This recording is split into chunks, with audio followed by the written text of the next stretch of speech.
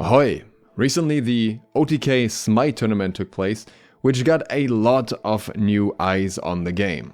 What was highly discussed in the days leading up to the tournament and even after the tournament was how much this benefits SMITE, how good the tournament as a whole was, and all the surrounding factors. During the tournament, a lot of it was mostly just speculation, but now we actually have solid data that we can look at and talk about this. Now, the tournament had a lot of drama leading up to it.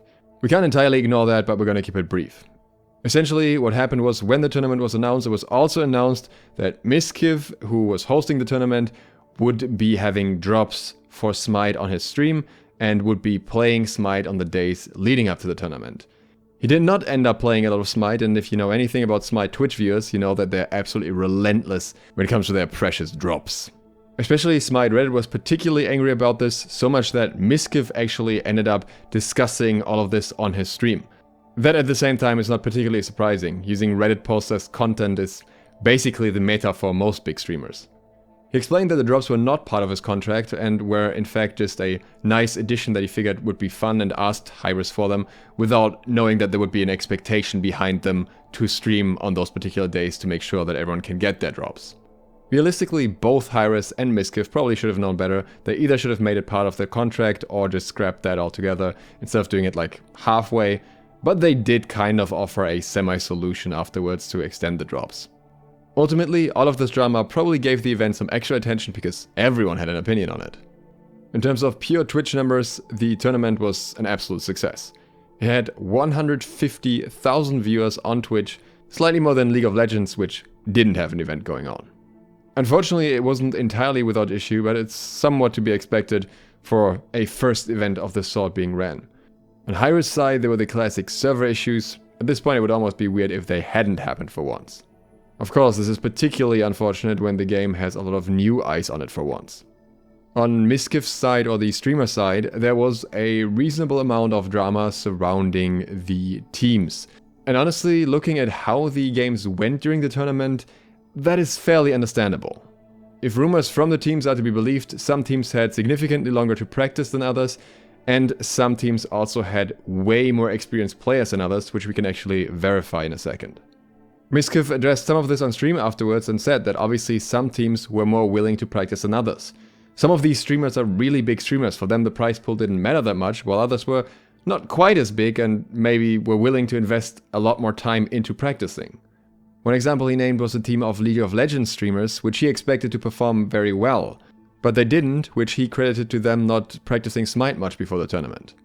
But one team that was particularly put into question and stomped their way right into the finals was Dave's team. Not only because Dave doesn't stream, but because this is his profile. Level 143. Both Dave and Mizkif argued that Dave isn't a particularly good player because he doesn't play Conquest, and he doesn't have a particular high win rate. And I would agree, a non-Conquest win rate that's barely above 50% is not particularly impressive. But it's still a very big difference compared to players who have literally never played the game before. And that's just a smaller controversy on that team. The other player on that team that stands out is Lolo, professional League of Legends player, brother of Aurora, who happens to be a professional SMITE player, and also the coach for that team. And this is Lolo's profile. Level 58, yeah, but he's got a 72.77% win rate. This man also almost exclusively played Conquest, and many of the matches in his match history are actually solo queue. It's hard to overstate how much better he is than new players just joining the game. I think it's important to look at this experience difference because that explains how most of the tournament went. Most of the games were stomps because some of the teams just had vastly more experience, and that's obviously a less pleasant viewing experience for fans of the other teams that didn't make it to the finals. So there's absolutely a lesson to be learned here. If any tournament in a similar format should ever happen again, there should definitely be more clear criteria for people joining and a more strict vetting process for them. Fortunately for us, the advantages of having multiple very experienced players and having more time to practice as a team were able to balance each other out in the finals. Here we saw what I was hoping to see from most of the tournament. SMITE that was different from what you would see in the SPL, but not inherently worse as a viewing experience. The high competitive level of play and experience that we see in the SPL is something that we see every time we watch it. People being less experienced at the game and making plays that an SPL player wouldn't make and showing different levels of aggression at times is something that I thought was exciting to watch. I know that before the tournament, some people thought that the games would be uninteresting to watch because they're not on the same level of play as the SPL, but at least for the finals, I don't think that was the case. Also, the times in the tournament when the level of play was obviously lower, were making for fun content in other ways. I mean, how often do you see a fire giant get a penta in the SPL? After the tournament, the feedback from the SMITE scene was mostly positive. Most people were happy that the game was seen by a broader audience and was played by streamers who probably would have not played it otherwise. But the big question was, did this actually benefit SMITE? Because after all, the tournament itself had a $100,000 prize pool, plus any extra expenses for the event being set up itself and for paying Mizkif, for example. The first obvious thing to look at is the Twitch viewership. We had that peak of 150,000, and if we look at the week surrounding the event, we can see a spike before and after the event. However, outside of the tournament day, a lot of these views are tied very closely to the exclusive drops that each team had during the tournament, where you could get a guard as well as a voice pack and a specific skin for the guard. This boosted anyone participating in the tournament that had one of these exclusive drops drastically in views, and also boosted their coaches if they streamed, because they would get the same drops. But ultimately, especially after the event, led to a situation where of the few that actually streamed in the SMITE category, many didn't even stream SMITE. No, there were different ways of not streaming SMITE. Polar Bear Mike, for example, didn't stream himself, but he didn't have much time to stream, so he just streamed replays so people could get their drops. Fair enough. But there were multiple other streamers, both coaches and people who didn't originally play SMITE, that were simply streaming themselves playing other games while in the SMITE category. Keep in mind that not all of the streamers involved in this tournament are so massive that they basically were still hindering their own view count by doing this. This is true for the biggest ones, but not all of the streamers. So effectively, some of these streamers were inflating their own view counts, while in this process also inflating the view count of SMITE. That's why on Sunday, right after the drops ended, the viewership returned to almost what it was before.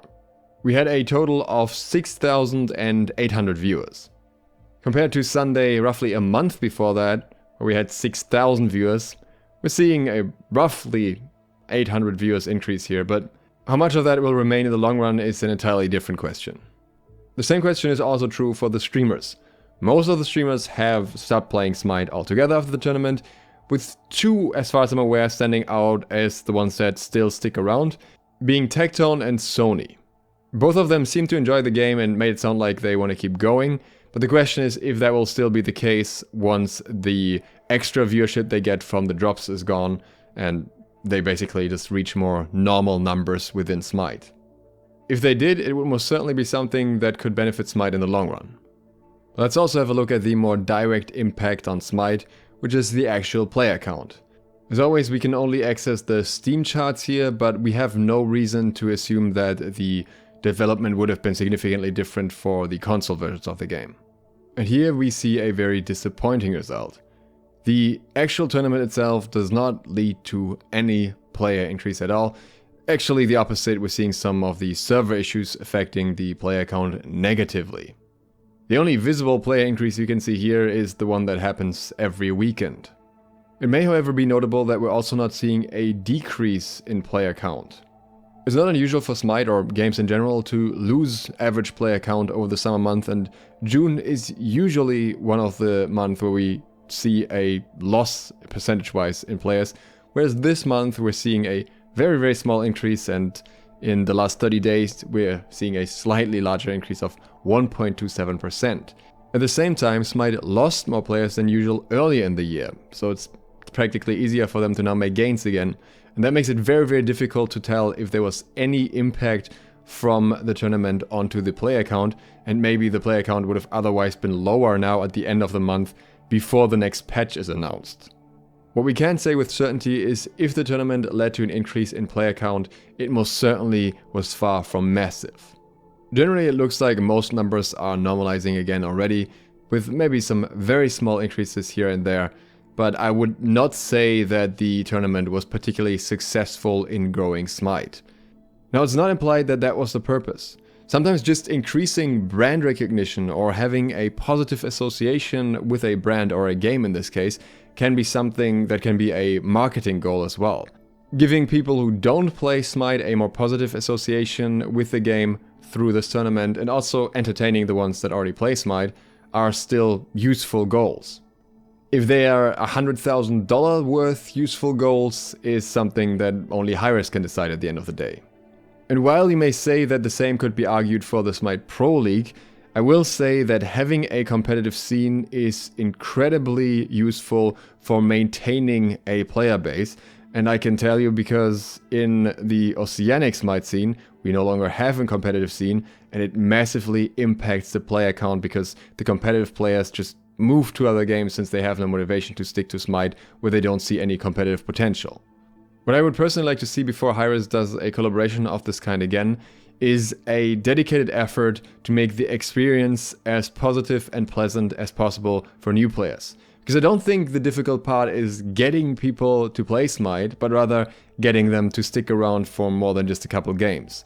Now, of course, server issues are one thing that always comes to mind, and I know they're always working on improving that, and I know there are a lot of other issues with Smite that people are unhappy with that are also not really fixable in the framework of the older engine and how the build has been developing over years. But I do think there's still a lot of things that high-risk could do to make the onboarding experience better for newer players. One example outside of servers would be a stricter ban policy to avoid new players getting bullied for being new. I don't want to go into too much detail here because this is really its own video topic. But I do believe that improvements on that front would have led to better growth following the OTK tournament, especially if the server issues also didn't happen. In the light of me having no personal stake in the tournament, I would say it was a fun event to watch and I most certainly enjoyed it. If the at best minimal growth was worth it for high-risk is another question, but at the end of the day that's something they have to decide and I don't know how much growth they were hoping or planning for in the first place. At this point I'm hoping you have already considered subscribing and clicking the bell. If you haven't, please reconsider. Thank you very much for watching and I hope to see you for the next one soon. SLOTH out.